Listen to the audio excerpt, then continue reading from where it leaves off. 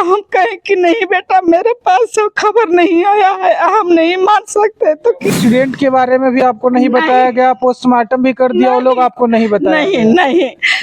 नमस्कार, आप देख रहे हैं द बिहार टीवी और अभी इस वक्त हम लोग मौजूद हैं संपतचक नगर परिषद एरिया में और यहाँ पे हमारे साथ एक महिला जुड़ी हुई है जो बहुत ही दुखित नजर आ रही है और ये हमसे बात करना चाहती है। आइए इनसे जानते हैं इनकी क्या प्रॉब्लम है। क्या प्रॉब्लम है चाची आपकी? मेरा प्रॉब्लम यही है बाबू कि 2000 में हमने बेटा को शादी किया था 2019 में और चौथा महीना में और 2019 में दिसंबर 21 तारीख को उसका डेथ हो गया।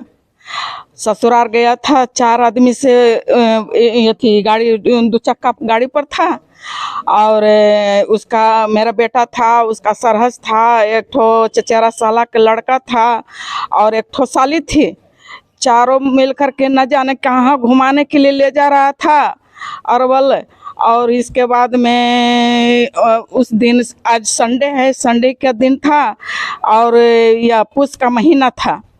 और उसके बाद में क्या हुआ कि हमारे पास जब उसका डेथ हुआ ना 10 और 11 के बीच में उसका डेथ हुआ है। मधुवन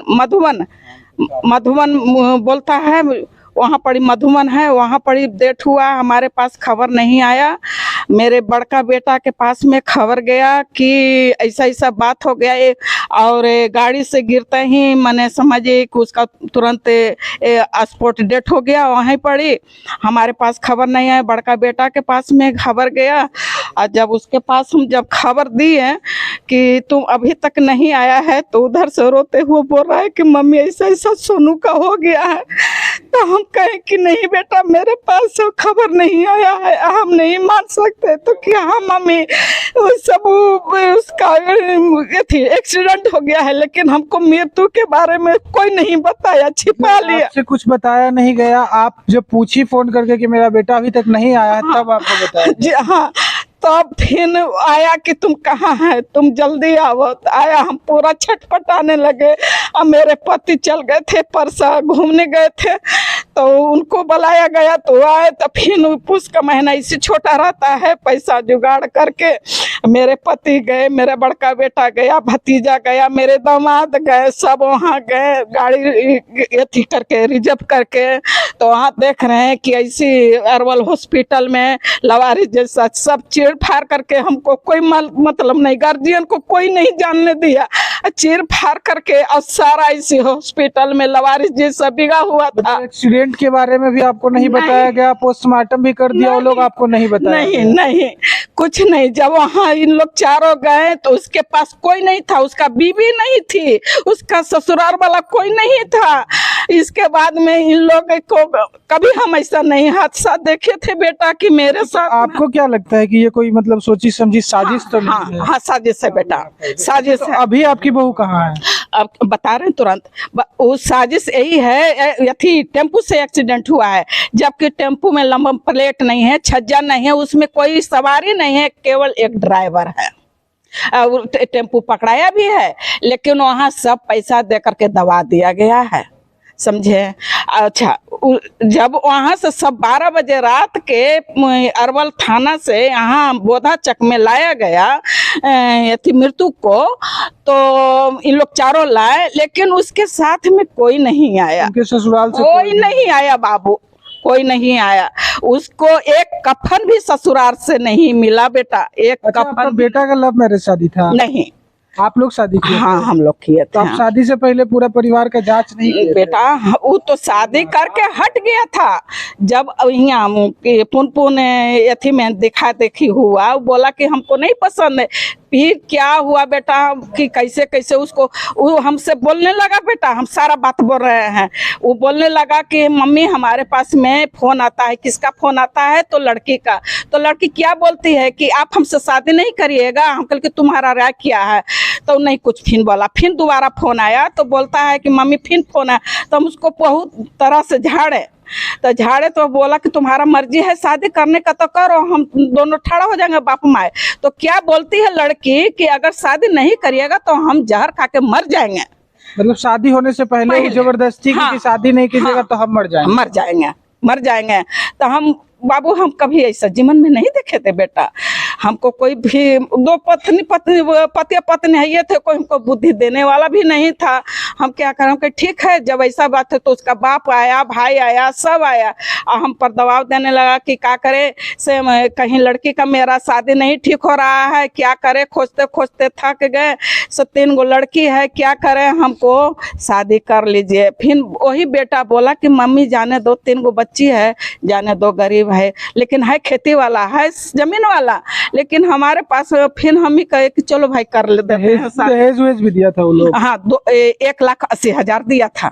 1,80,000। अभी लड़की कहाँ है? अभी लड़की 4 साल के बाद हमारे के यहाँ एक दिन आई, रात में 30 तारीख को, 5वां महीना में 30 तारीख को आई है।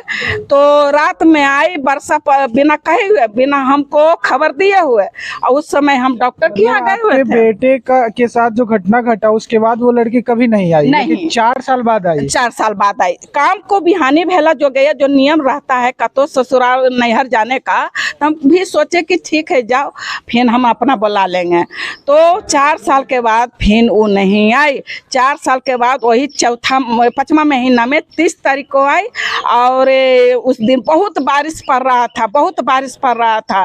तो बिना कहे हुए आई। तो हम कहे कि ये बताओ, तुम हमको खबर देती कि हम आ रहे हैं तो हम डॉक्टर के यहाँ नहीं जाते। तो क्या बोलती है ना कि आप हमारे के यहाँ गए थे, तो कह कर गए थे? और ठीक है, वो भी ठीक है। हम बोले कि ठीक है, तुम दरवाजा पर बैठो, रात भर पूछे कि के आदमी से हो, कौन कौन है, ताकि हम है, एक तो मेरा भाई है, लेकिन 6 आदमी से आया था।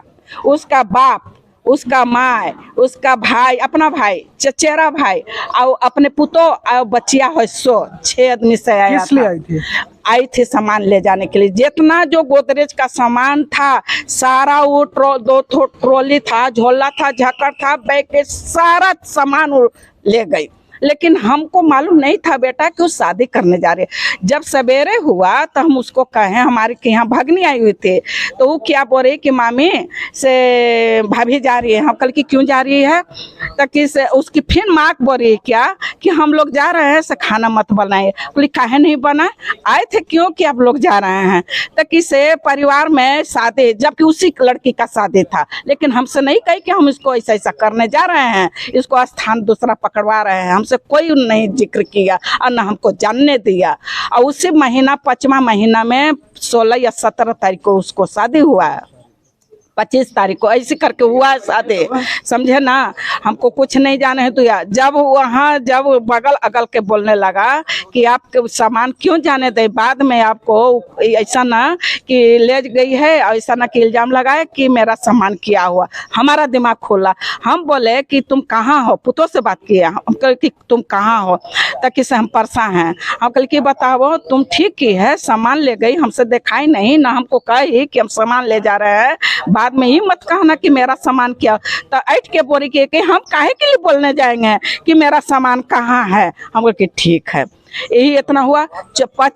वही दिन यहाँ शादी की है, और लड़का बसिंदा है। लड़का का नाम है सुधीर, उसका बाप का नाम है भगवान मिस्त्री, और लड़की का नाम है मेरी पुतोह जो शादी की, उसको रेनू नाम है।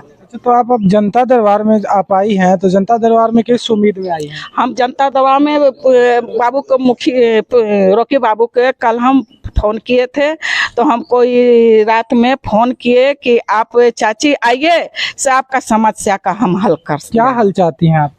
समस्या का यही हल है कि शादी के बाद उसका बाप और भाई जब शादी कर ली, तो उसका बाप और भाई हमारे दरवाजा पर आया, काहे के लिए, प्रॉपर्टी आधा हिस्सा बांटने के लिए, कि आधा हमको हिस्सा चाहिए। एक तो बाबू के हमारा देश से जो दिन डेट किया था उसके 8वें दिन बची हुई है।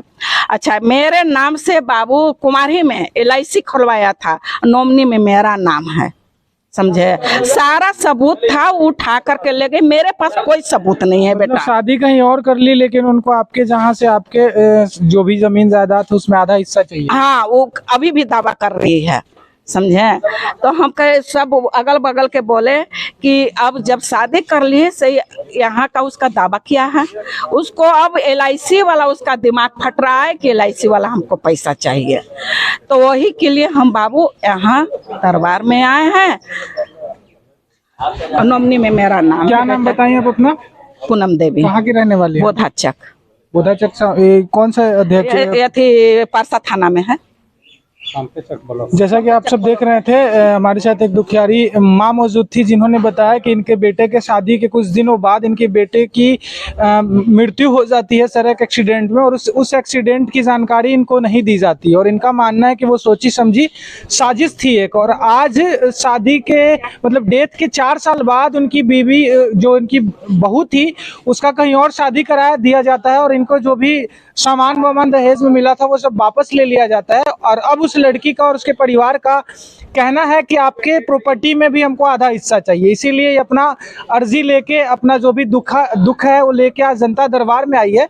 बाकी आप लोगों को क्या लगता है, इनके प्रति क्या करना चाहिए बताइएगा जरूर। हमारे साथ जुड़े रहने के लिए देखते रहिए द बिहार टीवी। जय हिंद।